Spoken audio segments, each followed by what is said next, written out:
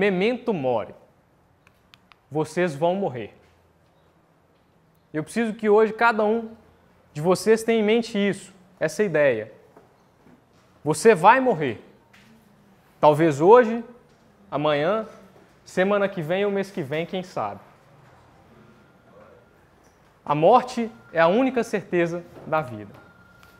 Mas, bom, não quero me adiantar muito. Eu gostaria, em primeiro lugar, de agradecer ao professor Dairo. É uma honra imensa estar aqui na sua sala de aula. Agradeço muito a oportunidade de falar aqui um pouquinho para os meninos. Agradeço o convite do Erison, quer dizer, o convite do grupo, em nome da pessoa do Erison, que é com quem eu tive mais contato durante essas semanas. Tenho certeza que eles já explicaram tudo, não preciso falar muita coisa aqui mais. E eu agradeço a presença de todos vocês. Peço que tenham um pouquinho de paciência comigo aqui hoje. É a minha primeira apresentação. Vocês veem que eu sou um cara muito velho, né? Bom, a primeira coisa que vocês precisam saber sobre mim é que eu sou irmão da Ana. Eu não precisaria falar muita coisa mais. Vocês já sabem, o que me faz cunhado do Abraão. Mas ainda assim eu vou me apresentar. Eu me chamo Renan Victor. Eu sou graduado em Direito pela Universidade Federal de Viçosa. Me formei em janeiro de 2016 e já emendei, na ocasião, um mestrado na Universidade Federal de Minas Gerais, numa área chamada de Estado, Razão e História, fundamentalmente filosofia do direito. E desde então eu venho desenvolvendo algumas pesquisas muito afetas às questões de Estado, religião e direito. No mestrado eu tive a oportunidade de defender uma dissertação, grosso modo, né, em que o argumento principal é o de que o Estado moderno e o direito moderno, eles na verdade se constituem a partir de uma forma política criada pela Igreja Católica, que através do seu direito canônico, lá nos idos do século XI, desenvolve uma forma de institucionalização muito peculiar. A partir desta figura, desta forma política da Igreja Católica, o Estado moderno vai se constituir e o direito moderno vai se constituir. Essa é fundamentalmente as linhas gerais do que eu defendi no mestrado. E agora eu começo o doutorado. No doutorado eu já vou trabalhar um pouco mais a questão da filosofia e da religião, do fenômeno religioso enquanto um fenômeno muito peculiar da existência humana. E eu vou trabalhar várias questões, dentre elas a questão da morte. É por isso que a gente vai falar disso um pouquinho aqui hoje. Né? Qual é a relação que o homem, ou quais as consequências que o homem sofre pelo fato de ser mortal? O que decorre da mortalidade humana? Em que medida existe uma pretensão de imortalidade do homem? Qual a relação disso com o fenômeno religioso? Ou com os diversos fenômenos religiosos no curso da história? Qual a relação, os reflexos que isso vão ter na constituição da sociedade, na constituição do direito, na constituição do Estado? E eu vou trabalhar, na minha pesquisa de doutorado, muito especificamente com um fenômeno próprio da modernidade, um fenômeno religioso muito característico da modernidade. A filosofia moderna, no geral, ela pretende negar as suas raízes religiosas. Ela pretende se colocar como uma filosofia, em termos gerais, como uma filosofia científica. Ela traz intrínseco uma ideia de progresso. Só que isso, na verdade, caracteriza uma experiência, ela não prescinde de uma experiência religiosa, ela caracteriza uma experiência específica de religiosidade que a gente chama de gnosticismo, que já é tão antigo quanto o cristianismo. E aí eu vou trabalhar como que, na verdade, a filosofia dos direitos fundamentais, ela ganha força, ou ela se aproveita deste espírito religioso moderno para poder ganhar força. Vocês vejam bem, a filosofia dos direitos fundamentais ela é essencialmente produto de uma ética cristã. Só que ela vai ganhar muita força, e a tese que eu defendo, que eu pretendo defender, graças a essa perspectiva religiosa que os modernos abraçam, essa perspectiva gnóstica. Então vocês vejam que as minhas pesquisas elas estão sempre em torno dessas questões afetas à religião, ao Estado e direito. Então hoje nós vamos trabalhar aqui dentro desse meu núcleo de interesse, eu propus para os meninos trabalhar algumas questões relativas a dois grandes temas. Em primeiro lugar, algumas questões relativas à antropologia filosófica. O que é antropologia filosófica? A antropologia filosófica é aquela área da ciência antropológica, da ciência humana, da antropologia, que vai estudar o que caracteriza o ser humano enquanto tal. O que é que faz uma pessoa uma pessoa? Quando é que começa a vida? Quando é que termina a vida? O que é que diferencia o ser humano do ser não humano? Todas essas questões que dizem respeito à essência da humanidade, elas vão ser tratadas pela antropologia filosófica. E, naturalmente, a antropologia filosófica vai tratar da questão da morte, da cessação da vida. Então nós temos diversas consequências ou aspectos existenciais da morte. Um segundo tema que nós vamos trabalhar aqui hoje diz respeito ao Estado de Direito. A Constituição Federal de 1988, que esse ano completa 30 anos, conhecida como Constituição Cidadã, ela proclama que o Brasil é um Estado democrático de direito. Mas o que isso significa? O que isso quer dizer? E hoje em dia é muito comum alguns professores, advogados, as pessoas em geral dizerem que nós vivemos num estado de exceção, o Brasil não vive mais num Estado de Direito. Mas por que essas pessoas dizem isso? E se elas dizem, como que elas caracterizariam o Estado de Direito para dizer que nós não estamos vivendo um Estado de Direito? Nós precisamos trabalhar também isso.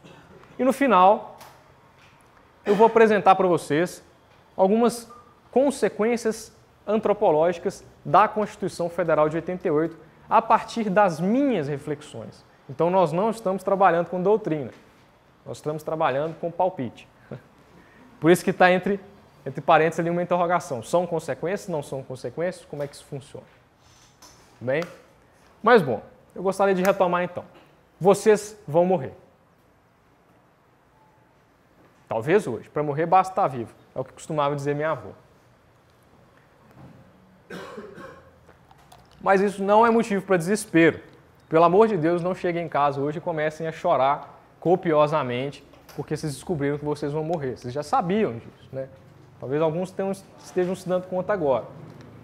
Mas palma, palma, palma, não priemos cânico. Isso não é motivo de desespero, né? Quem quiser salvar a sua vida, este vai perdê-la. Mas quem perder a sua vida por amor à verdade, este irá salvá-la, né? É o que diz o Evangelho de São João. Conhecereis a verdade e a verdade vos libertará. Não estou aqui hoje para apresentar a verdade para ninguém, tá? Estou aqui para fazer algumas provocações. A morte é o problema existencial fundamental, porque ela se faz presente, consciente ou inconscientemente, em todos os atos da vida humana. Em cada ato que você pratica ao longo do seu dia, está presente a morte como condição de limitação. É a morte que vai dar, portanto, esse aspecto de forma para a existência humana. E a morte é um fenômeno muito interessante porque ele é absolutamente caracterizado pela universalidade. Ela arrasta todo mundo. É o que um filósofo chamado Kierkegaard diz. Ele diz que a morte tem um poder de persuasão absoluto. E mesmo os mais céticos não conseguem suspender o juízo diante dela. O que é um cético no âmbito da filosofia? É aquela pessoa que diz que não é possível saber a verdade, conhecer a verdade, portanto, ele não emite nenhum juízo de verdade ou de falsidade sobre o que quer que seja. Ele simplesmente suspende o juízo. Ele se recusa a emitir qualquer juízo. Mas mesmo o mais espartano dos céticos não é capaz de negar a morte enquanto fenômeno próprio da existência material. Todo mundo sabe que todo mundo morre. Portanto, essa universalidade da morte é uma universalidade que impossibilita a suspensão de juízo. E diante do fenômeno da morte, nós podemos ter duas posturas possíveis. Uma primeira postura, que é aceitá-la como fato absurdo,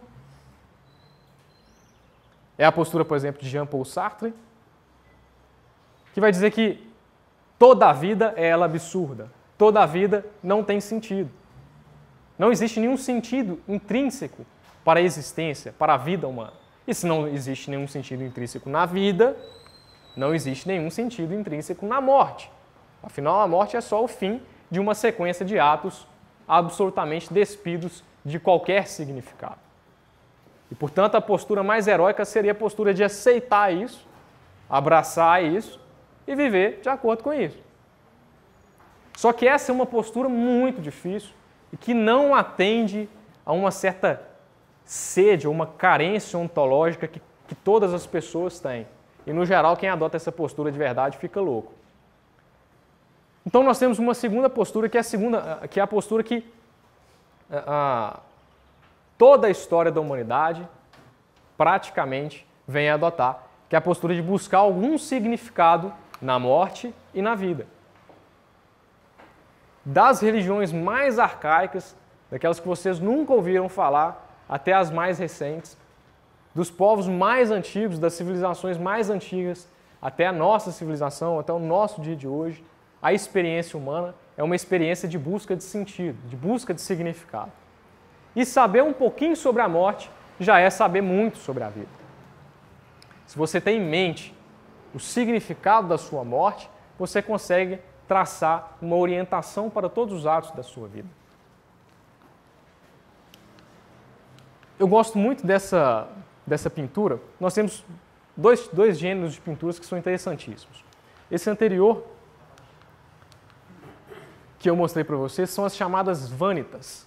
São pinturas que vão retratar a efemeridade da vida. Então, normalmente, elas têm a presença de uma caveira, de um relógio ou de uma ampulheta, como tem no caso aqui. Essa aqui é interessante que ela tem 2 dados para representar a área, né? Os gregos costumavam dizer que a sorte está lançada pela fortuna. Então, representa esses elementos aleatórios da vida e da existência humana. É um gênero de pintura chamado vanitas, que foi muito famoso, muito comum nos séculos XVI e XVII. E um outro tipo, eu estou dizendo gênero aqui, mas não é bem gênero, né? Eu não sei como o pessoal da arte classifica. Mas um outro tipo de pintura que ficou muito famoso também durante a Idade Média são as chamadas danças macabras. A dança macabra é a representação de esqueletos e de figuras de grande importância, de papas, de imperadores, de nobres, para mostrar justamente que tudo isso é vaidade. Que ao fim e ao cabo todos somos a mesma coisa. E a morte está aí para trazer, para colocar a todos no mesmo nível de igualdade.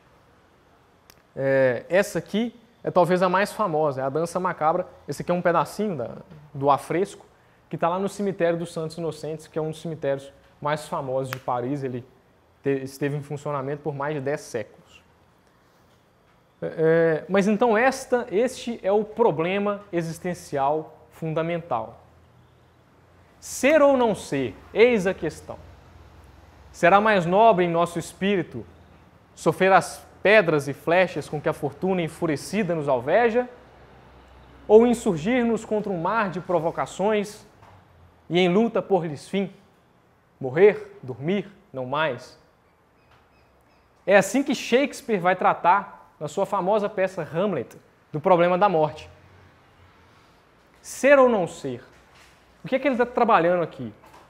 Diante desse mundo de sofrimento, de intempéries, não seria melhor desistir da vida? Não seria melhor morrer? Não seria melhor dar cabo a tudo isso? E ele vai divagando um pouco mais até que ele chega ao grande óbice, a essa saída. Para quem aceita a absurdidade da vida, talvez essa seja uma saída interessante. Bom, se a vida não tem significado, não há por que sofrer aqui. Então, o suicídio termina por ser uma saída heróica, algo grandioso. Mas e aí Shakespeare vai chegar ao grande óbice para que essa seja uma saída possível, que é a incerteza do que vem depois da morte. E ele vai dizer, este terreno obscuro, do qual nenhuma alma jamais voltou. Este é o grande problema, que nós não conhecemos o que advirá depois da morte. Este terreno de incertezas, portanto, é que impediria ou que nos faria suportar, em alguma medida, o sofrimento. Mas esse é o grande problema fundamental da antropologia filosófica. Aqui nós temos o Benedict Cumberbatch, um glorioso ator, naquela cena mais famosa que ficou mais gravada no nosso imaginário, que é o Hamlet conversando com uma caveira. Curiosamente, essa cena não diz respeito a esse trecho. Hamlet vai conversar com uma caveira, ele está, na verdade, no cemitério, batendo um papo com um coveiro, e aí ele descobre que a ossada que ele estava segurando lá na hora era do bobo da corte, um sujeito chamado Ioric. E ele começa a fazer algumas divagações sobre a questão da morte também, mas que não é esse trecho mais famoso da peça.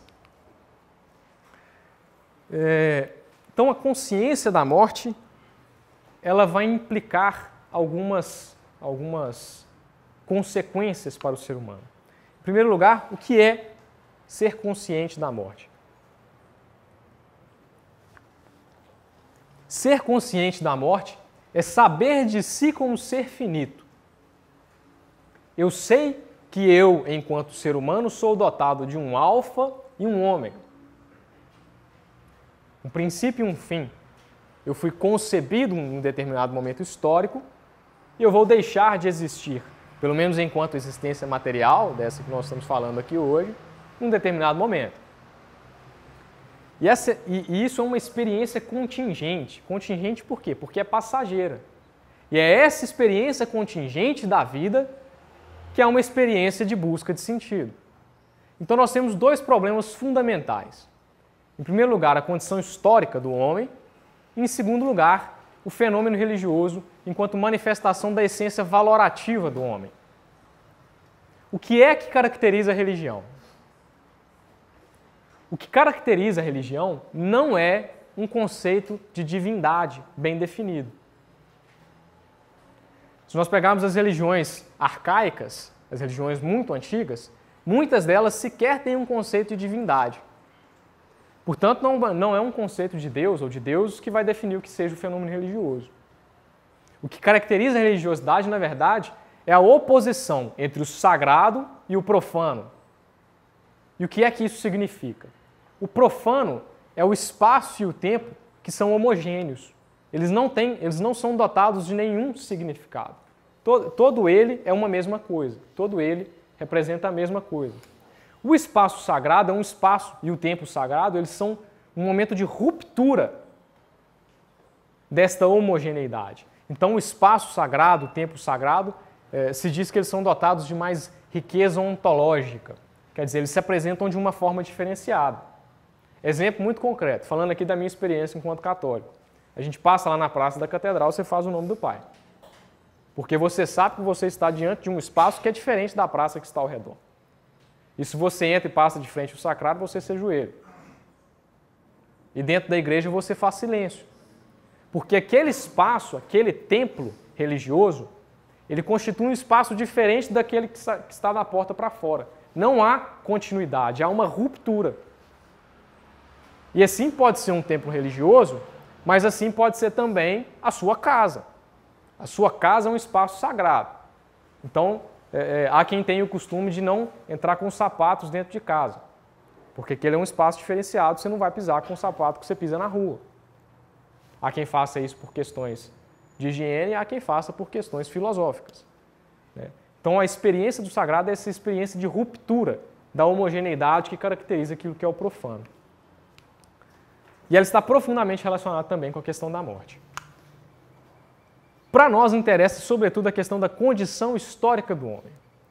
E aqui nós temos dois operadores hermenêuticos fundamentais. O que é que são operadores hermenêuticos? São chaves para a interpretação de um determinado fenômeno. Hermenêutica é a arte da interpretação. Então, um operador hermenêutico é um instrumento que você tem para interpretar determinado aspecto da realidade. E o problema da morte coloca para a gente dois operadores fundamentais. Em primeiro lugar, a intuição do efêmero. O homem, quando se coloca na história, a primeira intuição que ele tem é a de que tudo se corrói. O tempo corrói tudo, não perdoa nada, destrói tudo. O tempo destrói ele, destrói civilizações, destrói regiões. O tempo não perdoa nada. Tudo é efêmero. Essa é a primeira intuição que nós temos quando colocados diante da história. E parece muito verdadeiro. Pega qualquer grande civilização, num determinado momento ela deixa de existir. pega grandes homens, grandes pessoas, e num determinado momento eles são esquecidos. Então o tempo tudo corrói. Mas um segundo operador hermenêutico é o do desejo da eternidade. O homem sabe que o tempo tudo corrói, mas ainda assim ele tem a necessidade de ser eterno. Ele tem a necessidade da eternidade. Esta necessidade da eternidade vai provocar nele uma inquietação. Algo que exige uma resposta. E que nós vamos voltar daqui a pouquinho. Além desses dois operadores hermenêuticos, o problema da finitude da vida vai se colocar como o grande causador ou gerador da forma e do sentido da existência humana. Qual o sentido de se viver eternamente? O que é a eternidade ou a imortalidade? É a absoluta ausência de limite de tempo. Então, um sujeito que é imortal tem todo o tempo do mundo para fazer absolutamente qualquer coisa, para se tornar absolutamente qualquer coisa, e isso provoca, na verdade, a falta de sentido. Qual que é o sentido de eu querer ser médico? Se eu vou viver para sempre, posso ser médico, policial, dentista e tudo mais. Qual o sentido de eu querer ser uma pessoa boa? Se eu posso ser uma pessoa boa, uma pessoa má, depois ser uma pessoa boa de novo, uma pessoa má de novo. Então é a finitude da vida que vai dar a característica de forma para a vida humana. E é interessante porque a teologia até vai trabalhar com a ideia de que a partir do pecado original é que a morte entra no mundo. Mas mesmo antes disso, no plano da criação dos planos divinos, segundo os planos divinos, portanto, na vida no paraíso, a existência humana seria dotada de um limite. A pessoa não morreria, mas a sua existência natural se dá segundo um tempo. E aí, findo esse tempo, a pessoa não morre, mas ela entra para a vida da graça, que é a vida propriamente eterna. E que é uma vida que só faz sentido porque o sentido vem de forma externa ao sujeito. O sentido vem através de Deus, que é o sentido em si mesmo, que é a causa primeira, ou o motor imóvel de Aristóteles, e que só ele é capaz de dar sentido a si mesmo. Então, por isso que a existência humana no paraíso é compatível com isso que eu estou falando. Ela é limitada por um período de tempo, a pessoa não morre, mas ela entra na vida da graça, quando ela vai receber, em definitivo, um sentido que é externo a ela e que ela vai entrar na ideia de comunidade ou de comunhão com Deus. Estou falando aqui de teologia cristã, né? Um outro problema que se coloca a partir da finitude da vida é a necessidade de renúncia. Se eu quero ser um grande jurista, eu tenho que renunciar à balada. Não dá para ser um grande jurista e frequentar os bares de Caratinga de segunda a segunda. Se eu quero viajar o mundo, ser um sujeito muito rico, eu preciso renunciar ao sonho de ser professor. Não dá para ser professor e viajar o mundo e ser muito rico. Ou se eu quero muito ser professor e ser muito rico, eu tenho que renunciar ao resto. Não ter família, não ter tempo para nada, me dedicar absurdamente para me tornar o maior professor de uma área que ainda assim dê dinheiro, porque se a área não der dinheiro, não adianta. Então ainda assim você tem que contar um pouco com a sorte. Mas a finitude da vida implica essas renúncias. Se eu quero algo, eu necessariamente tenho que renunciar a outras coisas. A consciência da morte é um primeiro passo para a percepção da liberdade humana. Eu não consigo ser livre se eu não consigo perceber que eu sou dotado deste caráter de finitude. Ela é, portanto, um primeiro passo para a aquisição da liberdade. A liberdade, que é o grande mote do Ocidente. A liberdade que é o grande valor do Ocidente. E que é o valor fundamental do Estado de Direito. O Estado de Direito, e aqui nós vamos trabalhar com um texto, eu passei para o Erison, um texto chamado Estado Ético e Estado Poético, de um professor catedrático de Filosofia do Direito da Universidade Federal de Minas Gerais, ainda vivo, é um texto importantíssimo para se compreender o que seja o Estado de Direito, né? O professor Salgado é um dos maiores filósofos do direito do Brasil. E a filosofia do direito em Minas Gerais é uma filosofia do direito muito forte. Então é preciso conhecer esse texto para a gente ter uma boa noção do que seja Estado de Direito. Então nós vamos trabalhar com ele aqui hoje. O Estado de Direito é um Estado que coloca o poder a serviço da liberdade. Mas o que é o poder? Nós temos duas concepções possíveis. O poder em si mesmo considerado, que é a capacidade ou a vontade determinante, a capacidade de determinar outras vontades, de constranger outras vontades a uma determinada ação ou omissão.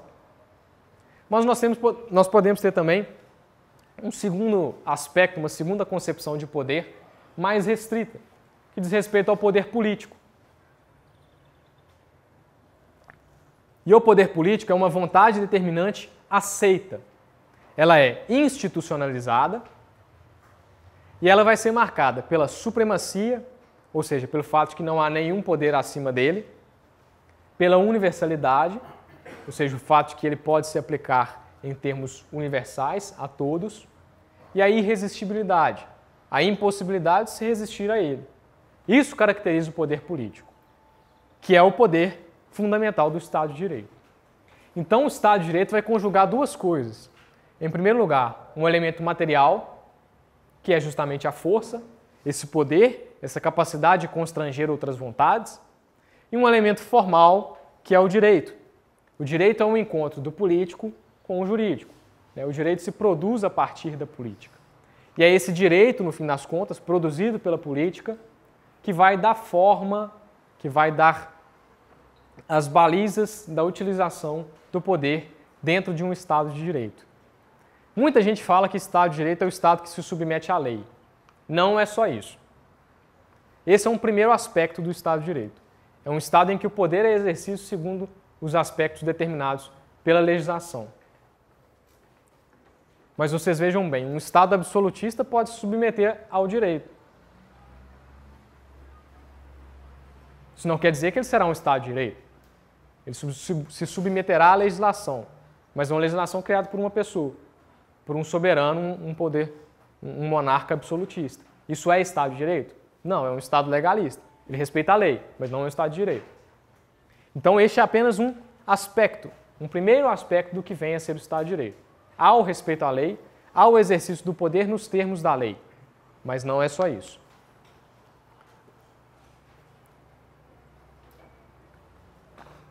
A história do Ocidente, que se confunde em grande medida com a história do Estado de Direito, é o que Nietzsche vai chamar de história do embate entre poder e liberdade. Então, no Ocidente, nós temos momentos em que se faz prevalecer o poder e momentos que se faz prevalecer a liberdade. Como que isso vai entrar dentro da história do Estado de Direito? O Estado de Direito se caracteriza em três momentos. O Estado ético imediato, o Estado técnico e o Estado ético mediato. O que significa cada uma dessas coisas?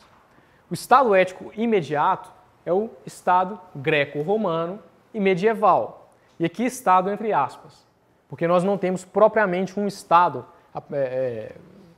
pelo menos não a partir dessa caracterização que nós temos na modernidade. O Estado greco-romano não é muito bem um Estado. Ele pode ser, na verdade, um proto-Estado, algo que virá a se tornar um Estado, mas ele não é um Estado moderno. Ele não tem um poder soberano, uma ideia muito bem delimitada de território, de povo, de soberania. Mas ainda assim é um proto-Estado. E o que é que caracteriza o Estado ético imediato? O que vai caracterizar esse modelo é justamente a finalidade. O Estado existe para algo. Ele existe para um fim. E qual é este fim? Realizar o bem dos seus cidadãos. Então, a finalidade do Estado é uma finalidade eminentemente ética. Daí, Estado ético.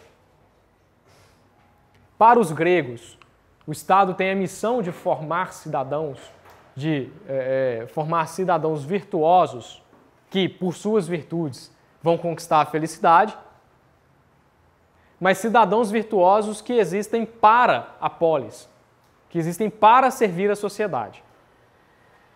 O Estado romano, do mesmo modo, vai identificar a sua finalidade com a realização da justiça.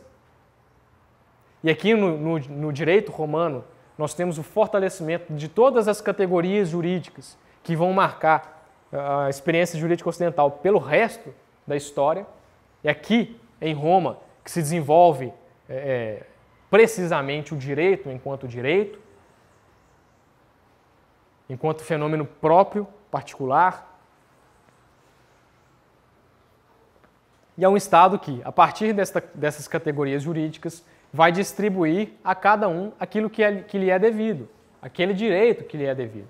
Esta é a grande finalidade do Estado romano. Já na Idade Média, nós ainda temos um Estado ético, um Estado que existe para. E aqui, quando a gente fala de Idade Média, a gente vai pensar em duas grandes vertentes filosóficas, Santo Agostinho e Santo Tomás de Aquino.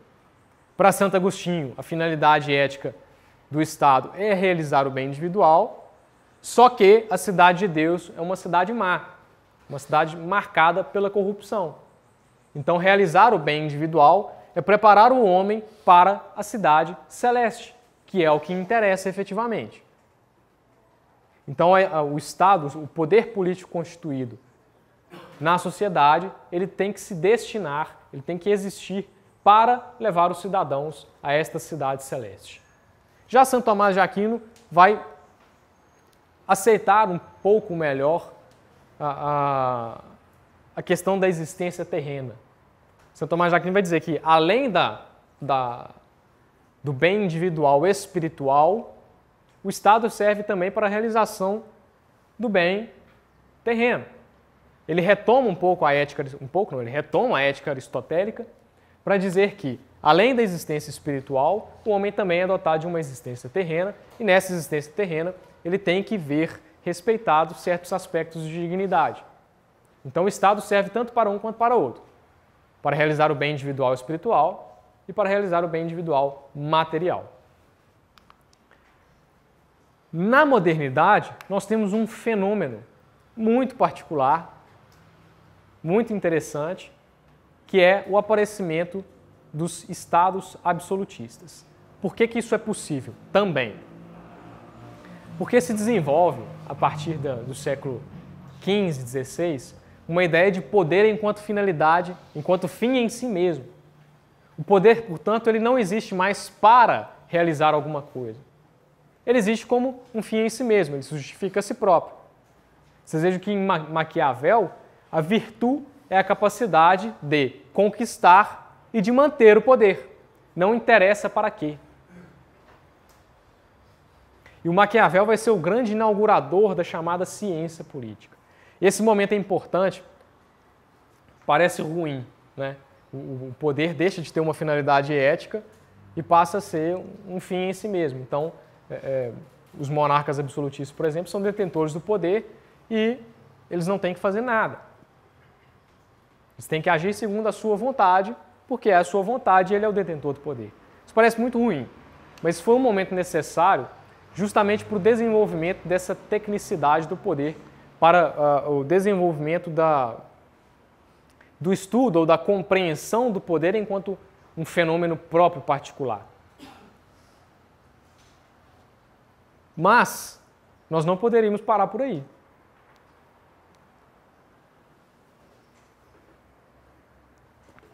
O Ocidente jamais se resignaria a uma ideia de poder que seja fim em si mesmo. Ora, o poder precisa estar a serviço de algo. Isso já está desde os antigos.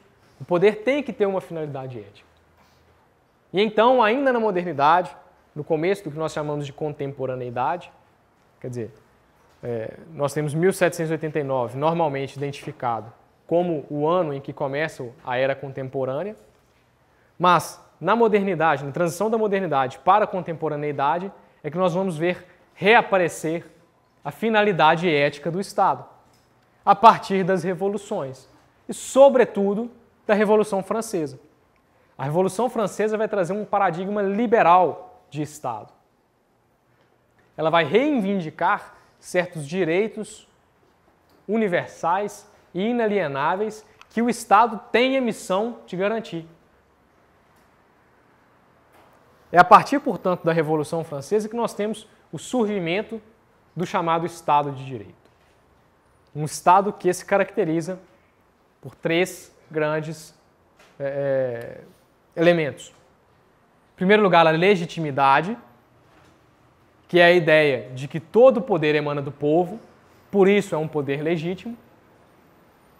A segunda ideia é de legalidade, como eu comentei com vocês em um dos aspectos. Esse poder é exercido dentro das balizas do direito, que são criados a partir do poder soberano do povo. E, em terceiro lugar, e principalmente, a eticidade. O Estado de Direito exerce o poder em vistas desta finalidade ética, qual seja, declarar e efetivar os direitos fundamentais. Essa é a grande finalidade do Estado de Direito, reivindicada pelas revoluções e por todas as lutas subsequentes. Os direitos fundamentais, então, o professor Salgado vai dizer que eles são desdobramentos subjetivos da liberdade. Então, cada direito fundamental que você tem é um aspecto da sua liberdade. O seu direito à moradia, o seu direito à saúde, o seu direito à educação, o direito de ir e vir, todos esses direitos são pequenos aspectos de uma mesma coisa, que é a sua liberdade. Esse Estado de Direito, ele vai ter três grandes configurações na história pós-revolucionária. O primeiro momento é o do chamado Estado liberal de direito. É o Estado da Revolução Francesa, que se desenvolve a partir de um paradigma do liberalismo clássico. A ideia de liberdades civis e políticas, liberdades econômicas, mas liberdades formais. Um segundo momento vai aparecer a partir das revoluções socialistas. A partir de 1917, com a Revolução Russa, 1919, com a Constituição de Weimar na Alemanha, e, salvo engano, 1917, com a Constituição Mexicana. São momentos em que se terá a reivindicação material de direitos. Não adianta eu ter liberdade formal de ir e vir se eu não tenho propriedade, um mínimo de propriedade para ir e vir. Se eu não tenho um mínimo de alimento na minha mesa, o que adianta eu ser livre para circular por aí, se eu não tenho nem comida em casa? São reivindicações contra o modelo liberal. Eu nunca entro no mérito destas reivindicações, nem liberal, nem socialista, nem nada. Tá? Mas são as reivindicações que vão aparecer no curso da história. A partir dessas reivindicações, nós vamos ter o surgimento do chamado Estado social. Um Estado responsável pelo bem-estar da sua população. Sobretudo um bem-estar material. E um terceiro momento que nós estamos vivendo, que é o momento do Estado democrático de direito. E aí algumas pessoas identificam esse paradigma a partir da Carta Internacional de Direitos Humanos, de 1945. Vejam que interessante. O que é a Carta Internacional de Direitos Humanos? É a junção da Declaração Universal de Direitos Humanos com o Pacto de Direitos Civis e Políticos e o Pacto de Direitos Sociais, Econômicos e Culturais. Fim da Segunda Guerra Mundial, nós temos um problema. De um lado, um mundo capitalista, de um lado, um mundo socialista. Os capitalistas reivindicando um paradigma liberal, os socialistas reivindicando um paradigma social.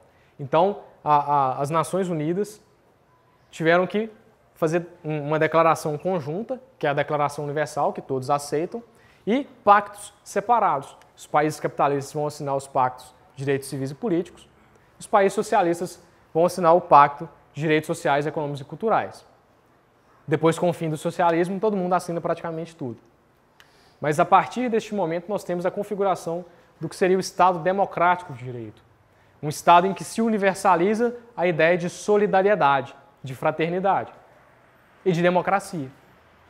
Mas que é um modelo que ainda não está muito bem delimitado, que a gente não consegue identificar de forma muito clara, porque nós estamos muito próximos a ele.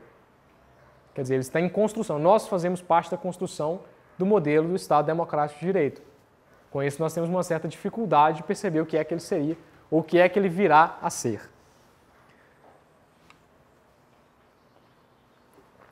Mas então, o Estado de Direito, nestas três formas, desses três modelos, esses três paradigmas, ele é um Estado que coloca o poder a serviço da liberdade. Liberdade. Palavra que vive na boca de todos. Quem não a proclama aos gritos, murmura com tímido sopro. Ou ainda, sonho, palavra que o sonho humano alimenta, que não há ninguém que explique, nem ninguém que não entenda. É o que diz Cecília Meirelles no Romanceiro da Inconfidência, um poema, um livro de poemas que todo mineiro deveria ler. Voltando um pouquinho, eu disse que a experiência contingente da vida, produto da morte, é uma experiência de busca de sentido. Mas busca de sentido em quê? Como? No que é que isso se traduz? Então nós temos 4 saídas, 4 refúgios para esta efemeridade humana. 4 refúgios possíveis. Em primeiro lugar, na sobrevivência do mundo subjetivo. O que é isso? O ser humano sabe que é finito, mas ele quer imortalizar-se na memória. É o que um filósofo chamado Julián Marías, espanhol, chama de projeção da vida biográfica. Isso sempre esteve presente na história. Você pega, por exemplo, Alexandre Magno, tinha o sonho de se tornar imperador do mundo, ele sabia que ele ia morrer, mas ele ia viver eternamente nas páginas da história. César, Platão, e, para o bem ou para o mal, Hitler. Este é um primeiro aspecto, um primeiro refúgio da efemeridade humana. Mas não parece ser suficiente. Não parece atender à sede de sentido, porque a sede de imortalidade do homem é sede de existência ou de imortalidade do eu, e não de um eu que sobrevive numa memória alheia. Um segundo aspecto, uma segunda saída, refúgio possível para essa busca de sentido, se encontra na relação para com o mundo objetivo. Isso é muito característico das filosofias e das religiões orientais. É a ideia de que o ser humano, na verdade, é só uma engrenagem num cosmos, num universo. Então nós somos produto de um ciclo histórico de construção, destruição, construção, destruição. O próprio universo se desenvolve dessa maneira. Ele nasce, se desenvolve, morre e volta a nascer. É o chamado a concepção de tempo cíclico, muito próprio dos orientais. Então o ser humano é uma mera engrenagem neste cosmos. E, portanto, ele só é importante, ele só tem sentido na medida em que está inserido na vida do próprio universo. Uma terceira saída ou refúgio possível é a abertura relacional para a transcendência. Quer dizer, a experiência religiosa mais próxima de nós.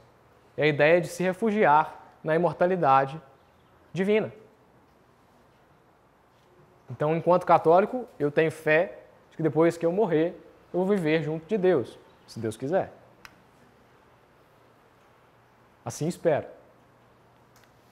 Mas é a ideia de um refúgio que se dá na transcendência. A gente deixa a imanência da história para entrar num mundo que transcende a história, no mundo da eternidade.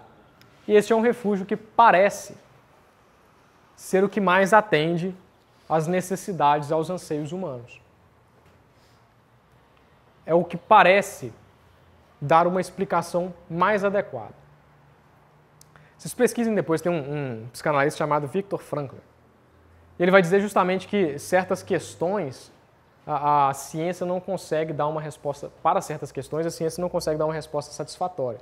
E aí ele vai dizer com muita clareza, essa busca de sentido que a gente tem, que a gente precisa ter para ver um sentido no sofrimento, ela é uma busca que os teólogos conseguem responder melhor do que os cientistas. E é interessante porque ele era um judeu que foi preso num campo de concentração e a sua mulher e sua filha morreram no campo de concentração e ele conseguiu sobreviver e durante aquele tempo ele foi tentando compreender por que é que algumas pessoas morriam e outras pessoas conseguiam sobreviver. E aí justamente a resposta que ele encontra é que algumas pessoas conseguiram encontrar um sentido no sofrimento que elas vinham passando. Quem conseguiu dar um sentido para esse sofrimento teve mais força para poder conseguir superar. Por isso que ele fala que essa abertura para a transcendência, na verdade, é o que parece melhor responder a essa necessidade de eternidade que o homem tem. Mas nós temos ainda um último refúgio possível, que é o refúgio das relações intersubjetivas, do mundo da cultura. Então o homem se torna imortal na medida em que ele produz uma cultura que pretende se imortalizar. Então o eu se nulifica para que sobressaia o nós. Nós viveremos na cultura que nós produzimos. E essa é, por exemplo, uma resposta hegeliana. Hegel vai dizer que o particular tem que se destruir e se nulificar para que o universal sobressaia. E esse universal vai sobressair principalmente a partir dos estados. Sobretudo a partir dos estados.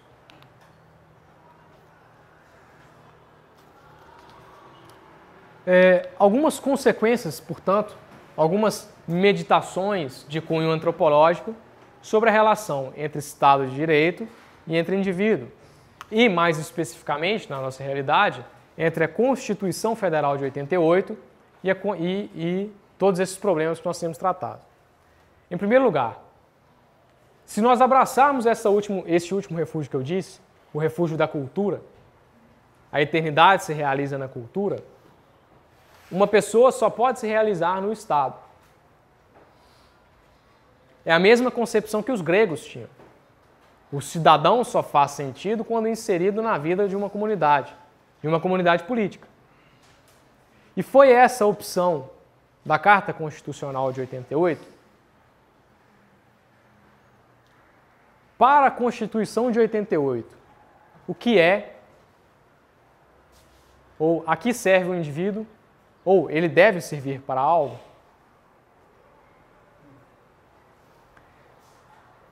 E mais, ainda nessa perspectiva da relação entre indivíduo e Estado de Direito, quais as consequências que nós temos da proclamação de direitos a partir da Constituição de 88 no âmbito da existência subjetiva? E essa é uma preocupação que tem me afligido. Porque se vocês perceberem, o Estado de Direito ele vai se desenvolvendo a partir de certas lutas. Então os direitos eles vão sendo conquistados. Nós temos a redemocratização, que foi coroada pela Constituição de 88, que nós proclamamos uma centena de direitos fundamentais. E qual foi a luta posterior a isso?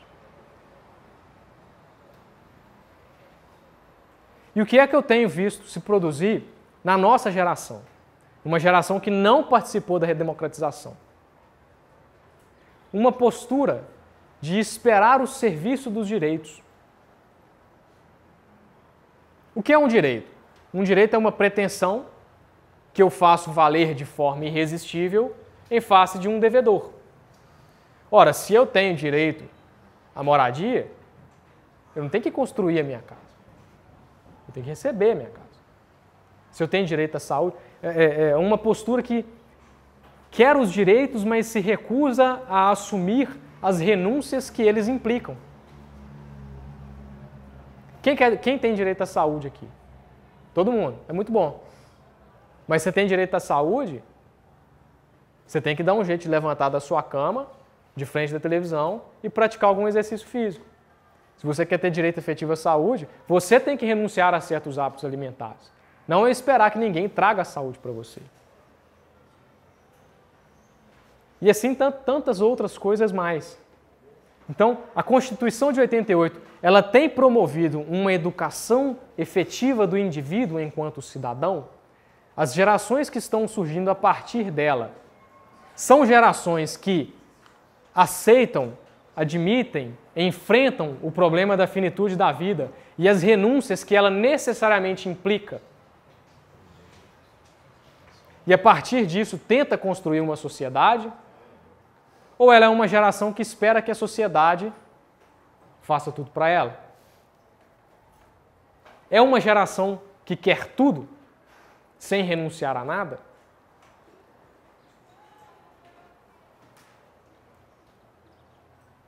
E essa preocupação me aflige há algum tempo já. Eu tinha muitos colegas que criticavam muito o modelo institucional. Não é que o modelo institucional das universidades não seja criticável, mas é que as pessoas não conseguem entender que, se você está fazendo um curso superior, você tem que sacrificar certos aspectos da sua vida. Não dá para você ir em todas as festas. Vai ter época do curso que você vai estar fazendo 7, 8 matérias que você vai ter que ficar um semestre sem sair de casa. E compreender isso ajuda a aceitar.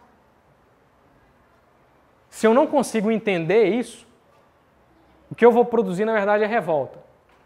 Vou ficar revoltado com uma situação e isso é motivo de frustração. Aceitar essas limitações impostas pela finitude da vida é um primeiro passo para a liberdade. Eu sei que eu vou superar isso. Eu passei por períodos com 9 disciplinas. Hoje eu faço 2. Hoje eu trabalho. Então, nós precisamos ter em mente que não é possível ter tudo. Mas esse é um modelo consagrado pela Carta Constitucional de 88? Me parece que não. Me parece que o que a Constituição de 88 faz, diante de um Estado lastimável que nós enfrentávamos antes, né, uma não democracia nunca é bom. Então, diante daquela situação, o que se faz é um impulso para a proclamação de direitos. E aí a Carta Constitucional dá a ideia de que nós temos direito a tudo, mas ela não traz as renúncias. Ou ela não deixa de forma muito clara as renúncias que cada cidadão tem que fazer. Tanto que os deveres, quando previstos na Constituição, são previstos de forma difusa e de forma não tão clara. Com exceção de alguns, por exemplo, o dever de pagar tributos, uma ou outra coisa, no geral os deveres, o dever de solidariedade, dentro do âmbito constitucional, o que é que isso implica? É sempre algo muito abstrato. Então há, na Carta Constitucional de 88, uma pendência, uma propensão para esta proclamação de todos os direitos e de nenhum dever. Consequências. Esta ausência ou esta criação de uma geração de cidadãos que não estão prontos para os sacrifícios que a vida pública exige. Um último exemplo. Esses dias estavam discutindo o direito à felicidade, o direito fundamental à felicidade. Quem é que tem direito fundamental à felicidade? Ninguém responde. Mas eu sei que todos vocês estão pensando. Pô, felicidade, bacana esse negócio, eu quero. Eu também quero. Mas o que seria um direito fundamental à felicidade? Qual o conteúdo jurídico do direito fundamental à felicidade? E outra pessoa pode determinar para mim o que é felicidade? Ou a felicidade não seria produto, ou a realização individual não seria produto de uma reflexão própria. E apareceu até no Supremo Tribunal Federal essa discussão de um direito fundamental à felicidade. Mas não se diz qual é o conteúdo desse direito e quem é o devedor. Quem é que vai realizar a felicidade individual de cada um. Então, eu vim aqui hoje para propor algumas dessas reflexões a partir dessas categorias fundamentais da antropologia filosófica do Estado de Direito. Tenham em mente que vocês têm direitos, mas esses direitos implicam também renúncias. Nós não podemos ter tudo. Memento mori. Uma das primeiras frases que eu disse aqui hoje, que quer dizer, lembra-te de que és mortal. É uma saudação já datada da época dos romanos, mas que se tornou muito comum nos mosteiros medievais. Então um monge passava pelo outro e dizia, memento mori. E o outro respondia, carpe diem. Aproveite o dia. Mas não é aproveitar com sexo, droga e rock and roll. Tá? É aproveitar o dia tendo em vista a finitude da sua vida. Tendo em vista, portanto, a orientação de sentido que a morte te dá. Ok? Esse é o recado que eu deixo para vocês hoje. Memento mori, carpe diem. Obrigado.